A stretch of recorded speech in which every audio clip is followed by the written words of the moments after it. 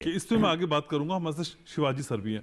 तो शिवाजी सर, भू राजनीतिक तनाव, वैश्विक बाजार के हालात, बाजार में अस्थिरता और इसके बीच सरकार का ये फैसला कि 3,850 करोड़ की सब्सिडी दी जाएगी, जिसके बाद यह आंकड़ा 6,475 करोड़ का इन टोटलिटी पहुंच जाता है।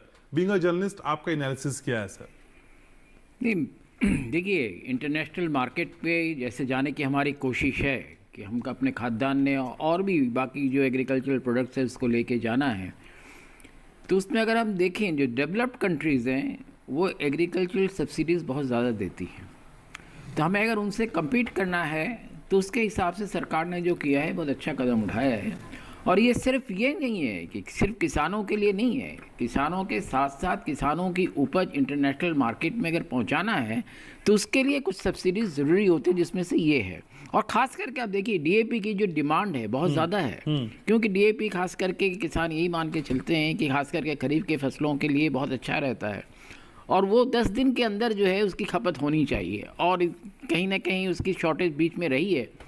पर इस वक्त सरकार ने किया है, अगर आप देखें सरकार ने कितना बड़ा काम किया है। अगर आप उसकी पूरी कॉस्टिंग देखें, आप 1 टन जो डीएपी है उसका जो कॉस्ट आता है 48,900 रुपये से ऊपर आता है, जिसमें कि आपका एमआरपी और सब्सिडी दोनों मिला के मैं बता रहा हूँ। और जब वो बाज़ार में पहुँचता है और किसान तक पहुँचता है तो करीब करीब 60,000 रुपये पर टन हो जाता है।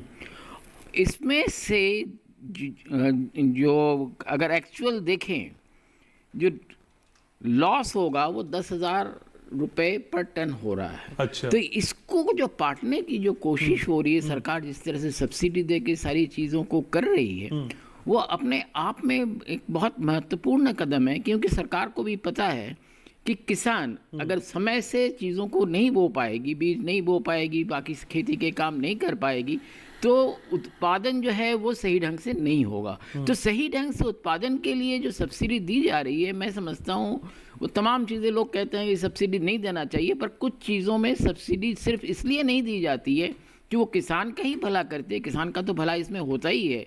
किसान को कम दाम में 3 साल से अगर आप देखें तो डीएपी के दाम नहीं बढ़े हैं, वही 1350 रुपये के हिसाब से ही दिए जा रहे हैं। तो अभी भी अगर उसी हिसाब से दिया जा रहा है तो कोई उस हिसाब से कोई गलत नहीं है। अगर उनको अंतर्राष्ट्रीय बाजार में जाना है, और जाना पड़ेगा ही हमें। देखिए, जिस तरह से कई जगह पे जिस तरह से युद्ध हो रहे हैं और वो सारी चीज़ें हो रही हैं, और हमारा जो बाज़ार है, हमारे बाज़ार में सबसे अच्छी चीज़ हम बना रहे हैं, और वो अगर अंतर्राष्ट्रीय बाज़ार में नहीं जाएगा तो हमारे देश के लिए, हमारे खेती के लिए भी बहुत अच्छा नहीं होगा।